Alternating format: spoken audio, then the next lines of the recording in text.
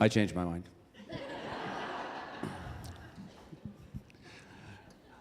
I have a friend here that would probably do a much better job than this, and I thought about coming up and saying, nope, I changed my mind. Welcome, David Canals. But I'm not going to do it. My name's Scott Peters. I'm not one of the pastors here. I'm one of the sinners here. And I was extremely nervous, and then I thought, we all walked in as sinners. We're all going to leave as sinners. No pressure. What I'm going to talk about today, oddly enough, is humility, which I've never had in such large doses as about 30 seconds ago. And I kind of realized that my speaking about humility, put a slide up there, Jeremy, is kind of like having Bobby Knight speak about anger management. But we're going to give it a shot. But I'm really speaking about reaching a spot in our lives where we realize that we really need to humble ourselves before Christ because we can't do life without Him. And I'll tell you about kind of my boneheaded journey to getting to that spot, although I should have learned it much earlier in life. One of my spiritual gifts is learning things very, very slowly. And so if you'll bear with me for a bit, we'll go through how I got to that spot and how I'm still working on it each and every day. I didn't attend Bible college. As a matter of fact, the odds of finding me waking up in a pickup in the neighboring state with a giant papier-mâché bullhead on were much greater than finding me in a church pew. And the states were Washington and Idaho, if anyone cares. My family's been attending Compass since 2012. We relocated to Bend at that time and thought we'd start a church dating process. And our first Sunday, we came to Compass and found a home. We knew that we'd found a church. What we didn't realize was we'd found a family. We've met our greatest friends here. And it's taken our faith to a new level, a level that it should have been much earlier, but wasn't. For decades, my faith could most easily be described as crisis Christianity. When my bride seemed happy, my kids were doing great in their athletics and academics, and my career was outperforming my goals, well, it was all my doing. I was a master of my universe and was avoiding all the pitfalls of those less talented people. But that's the American dream that we're all told to be chasing. Marry a pretty girl, have smart, athletic, academic-minded kids, and everyone in the neighborhood will be jealous and want what you have. There's a Boss fragrance commercial that defines success, and it says success equals freedom. That's something that we all want, but only a few are willing to put it to work. When I walk outside, I smell like success, was their catchphrase. And we laugh at that, but it's all about you. You deserve it. You can have it. You achieved it. You worked for it. You sacrificed. It's all about you. But everything isn't always perfect. When my marriage wasn't the Facebook fairy tale, when I wasn't the rock star at the office, when one of my kids wasn't being the model citizen that we wanted them to be, when the friends I'd chosen weren't acting with integrity, that wasn't my fault. It wasn't because I was following the wisdom of a second-rate cologne commercial. It wasn't because I was letting the world define my role as a husband, father, employee, or friend. That's when God would get my call, get my pledge, get my empty promises. The church would get a few bucks thrown in the plate, and my kids would wonder, why are we in church every Sunday all of a sudden?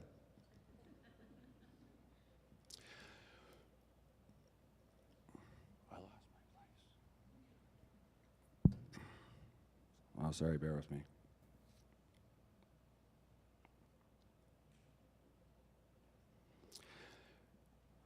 I'd end up in church, I'd listen to the sermons, and I'd attach different names to all the key points. Wives, submit to your husbands. Yeah, Shelley, did you hear that? Children, obey your parents in everything. Hey, Max, wake up. Do not be misled. Bad company corrupts good character. Thanks a lot, Mark. It's all your fault. If you weren't my friend, I wouldn't be in this mess. The Bible has so much wisdom and offers such good advice. Why aren't any of these people paying attention? If they would wise up and follow Jesus, I could get back to being perfectly rewarded.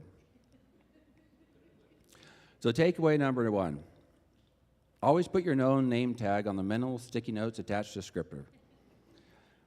Then life would get back on track, and my faith would get pushed to the side. Church would be replaced with sporting events. Biblical principles would be replaced with worldly goals. I, once again, would be the man in charge who was forging my own path and taking no prisoners. Praying the whole time, please, Lord, don't let me get hit by any more sin shrapnel from those around me. Then when it would all start falling apart again, I had to repeat the whole process. So for anyone paying attention, I'm not a quick study. The obvious to you is likely a subtle nuance to me.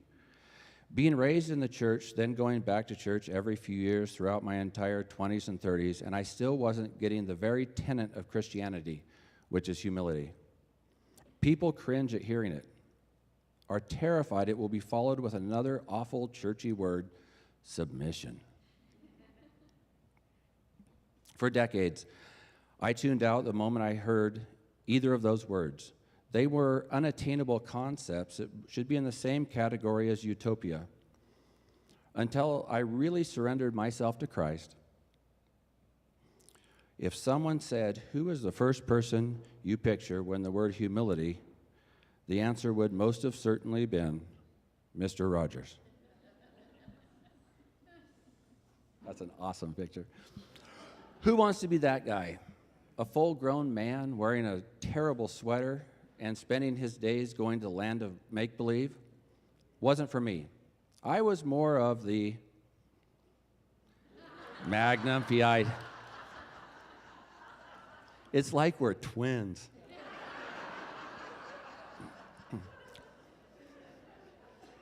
So I continued to chase my own version of manhood and get kicked in the face repeatedly.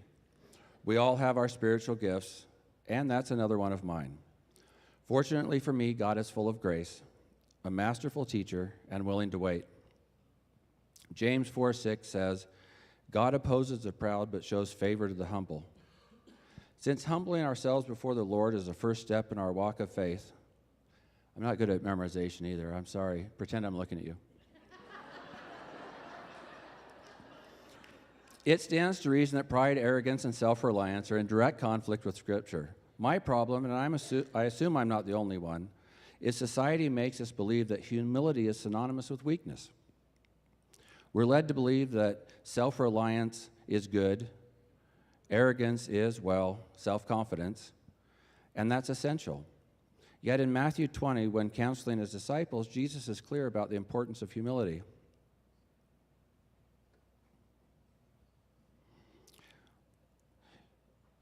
You know that the rulers of this world lord it over their people, and officials flaunt their authority over those under them. But among you, it will be different. Whoever wants to be a leader among you must be your servant, and whoever wants to be first among you must become your slave.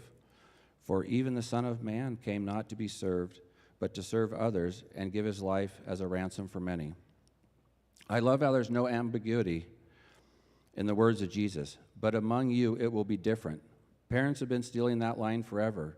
We heard it growing up, and we use it as parents. Well, I don't care what they do at Joe's house. Here at the Peters house, we do it different. We're all biblical scholars without even knowing it. Takeaway number 2. It begins with humility. John Wooden said, talent is God-given, be humble. Fame is man-given, be grateful. Conceit is self-given, be careful. My journey to a genuine relationship with my Creator came slowly and painfully because pride was non-negotiable. I loved being prideful. I wore it like a badge. What I called my natural gifts were actually a curse on my relationships, my decisions, and my family. Being able to win an argument with ruthless precision, not really a gift. Being able to walk away from relationships without ever giving it a second thought? Not really a gift. Philippians 4:3 says, "Do nothing out of self-ambition or vain conceit. Rather, in humility, value others above yourself." Ugh. Proverbs 13:10 says, "Where there is strife, there is pride, but with humility comes wisdom." I can't be 100% sure these are in order because I got kind of bored with the whole process. And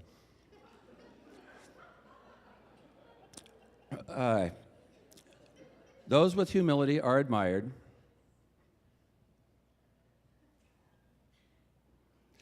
Those who are prideful are not admired.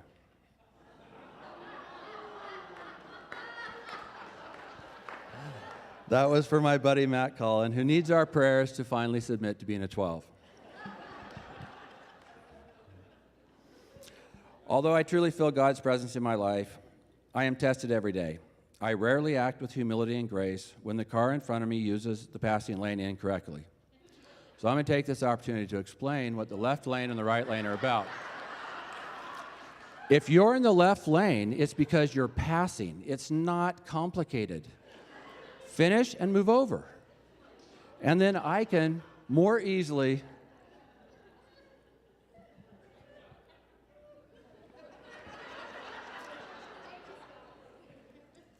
Washington drivers are the worst, too.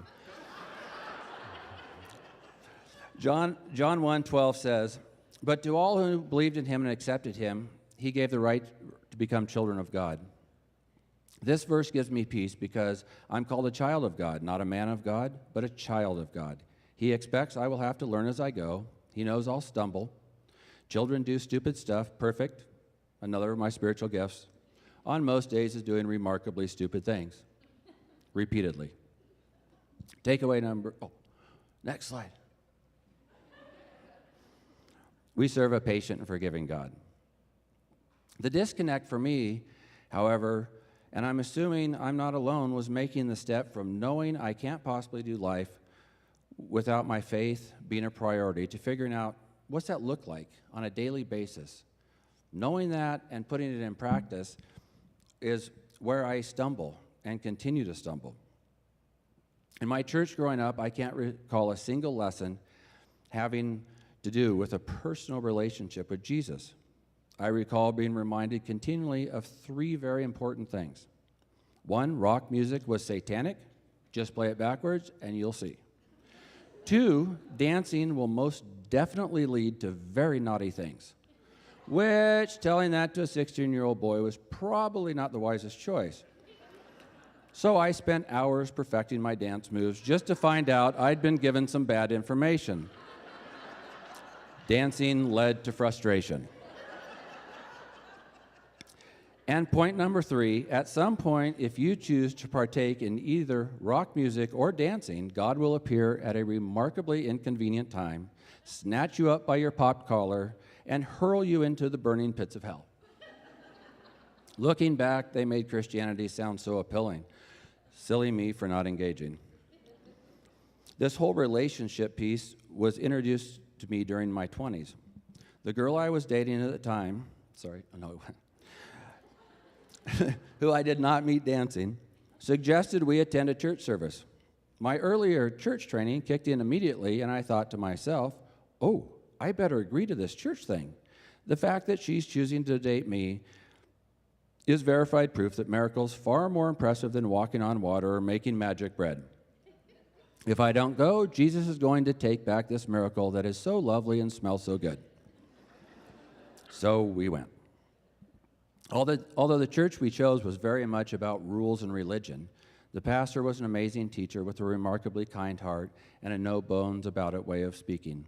He introduced me to the fact that Jesus really wants to know me on a personal level. He spoke about how flawed we are and how we are still accepted and loved by God. We became great friends with Pastor Norm and his family, and I'll never forget the reply when I asked him if he would marry Shelley and I. He said, "Scott, I'd marry you too, anywhere, anytime. I'd even perform the ceremony on horseback," which he loved riding horses, so I think that was just a plug. Sadly, we moved not long after getting married and stopped going to church. Shelley would suggest it, I would balk at it and give some lame excuse about being too busy or will never find another Norm. How soon I forgot about the miracle God provided. When that very miracle was asking me to be a spiritual leader in our marriage. Well, I'm not emotional. This is weird. During the next decade or so, remember how I'm a slow learner who has a gift for making stupid mistakes over and over.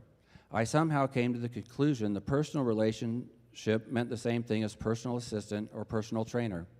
I would summon God when I needed something and dismiss him after he completed my to-do list.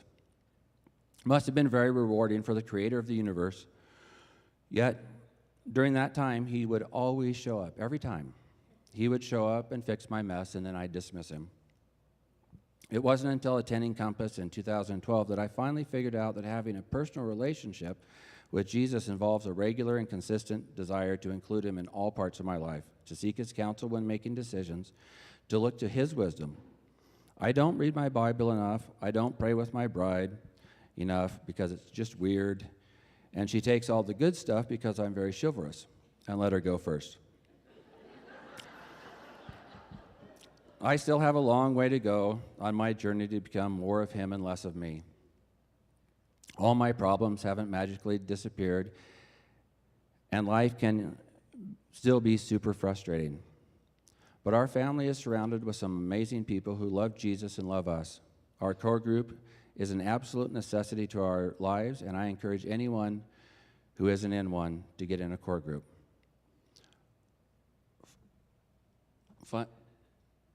Let's just clear that up. If you're not a believer and you're just here because you're trying to figure out this whole church thing, and whether it's for you or not, I apologize. Don't let this be your only time attending Compass. I'm only doing this once. And we will be back to our regular scheduled programming next week. I'll close with a quote from Russell Wilson. When we are at the worst, his grammar is not good. When we are at the worst times of our lives, when we are battling with something or struggles or whatever it may be, when we are at our highest point as well, when things are going really well, we want somebody to comfort us and be there for us and say, well done. That's Jesus. Thank you.